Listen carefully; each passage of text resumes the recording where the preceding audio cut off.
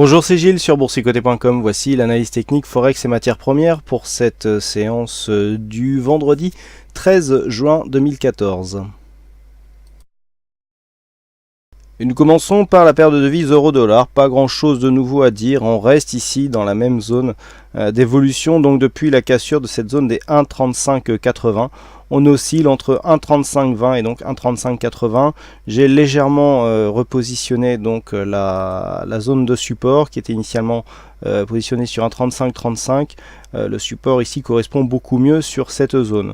Donc une évolution voilà, qui neutralise, je dirais, la phase de baisse. Alors qu'il neutralise d'un point de vue très court terme. Par contre, du point de vue de la globalité, nous avons bien cette zone de point haut ici qui était une zone de point bas sur la phase d'évolution en range. Donc on confirme la continuité en tout cas pour ce qui est de la tendance court moyen terme, puisque nous venons valider ici un point haut sur un ancien point bas, ce qui est donc caractéristique, c'est la fin de la semaine d'une tendance baissière. Donc pour la semaine prochaine, tant que cette zone ici n'est pas recassée à la hausse, eh bien on reste dans le même schéma et donc dans la même tendance baissière qui sera confirmée donc par une cassure de cette zone ici d'un 35-20 qui correspond donc à la zone de support qui devrait être cassée pour valider la continuité de la tendance baissière, confirmée aussi par la cassure de ce précédent point bas qui se situe à 1,3606. Le point bas, excusez-moi, qui se situe à 1,3503. Très joli mouvement aussi sur le dollar-yen, puisqu'après avoir cassé ici cette zone à 102,12, les cours sont venus tester ici la zone de support qui était la zone cible. Alors il y avait cette zone ici légèrement haussière et puis il y avait une zone horizontale qui était légèrement plus bas. Et on est venu se poser ici sur cette zone légèrement haussière avant de remonter, regardez, retester ici cette zone des 102,13.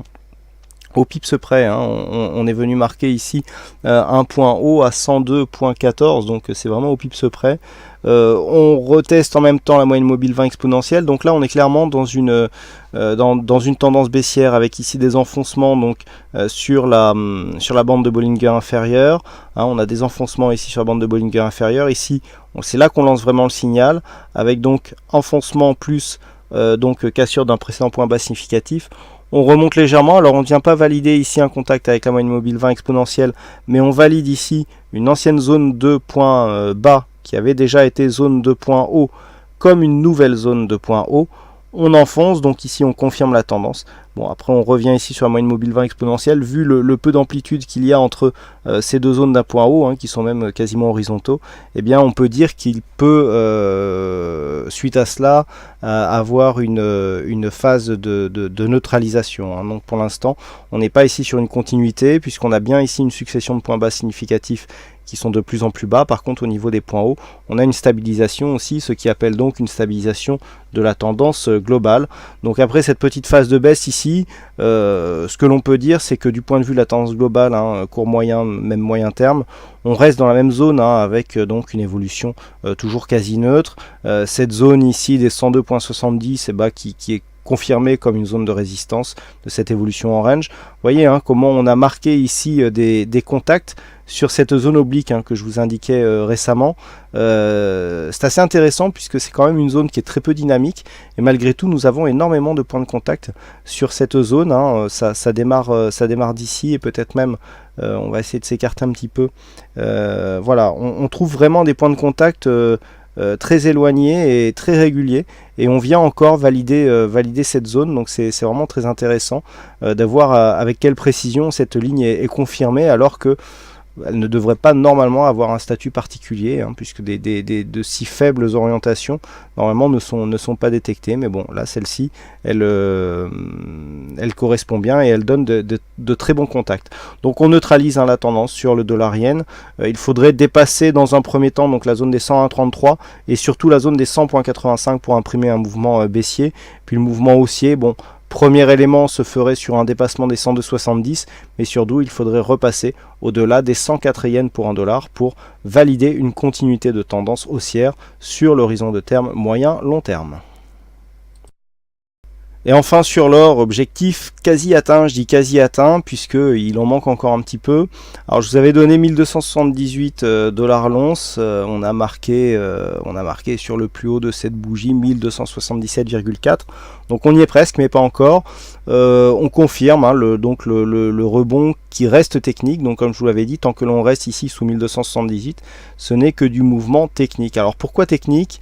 Pour ceux qui ont manqué les précédentes analyses, voilà, depuis que nous avons ici cette phase de baisse, donc on a imprimé un mouvement baissier, on a défini ici cette zone de point bas, suite à cela on a eu une évolution neutre, hein, une phase de consolidation à plat, et puis on a réactivé cette dynamique par cassure donc de cette zone de point bas, donc on est venu marquer un nouveau point bas, ici 1240 dollars l'once, et puis sur le rebond technique, en absence de continuité donc de dynamique, on est remonté légèrement. Je vous avais dit que pour valider un rebond technique, il faudrait revenir ici sous cette ancienne zone de point bas pour la valider comme une zone de point haut.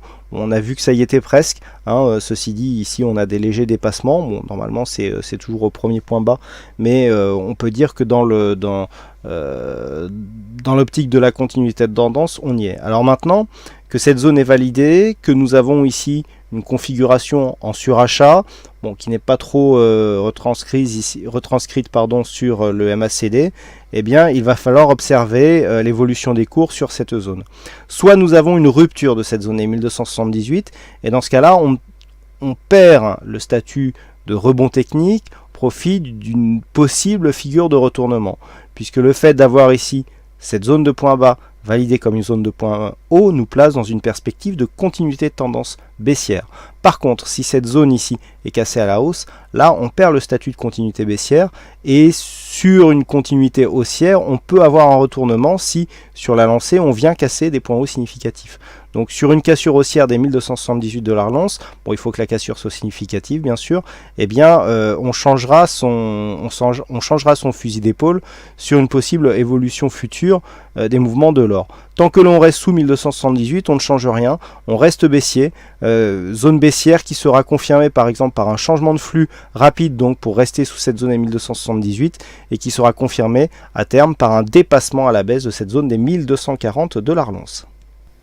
Voilà ce que nous pouvons dire sur cette analyse technique Forex et matières premières. Il ne me reste plus qu'à vous souhaiter à toutes et à tous une bonne soirée, bonne chance dans vos trades, bonne fête à tous les papas, et oui, ce week-end c'est la fête des pères. Et donc je vous retrouve après tout ça dès la semaine prochaine pour plein d'autres analyses techniques sur le site boursicoté.com.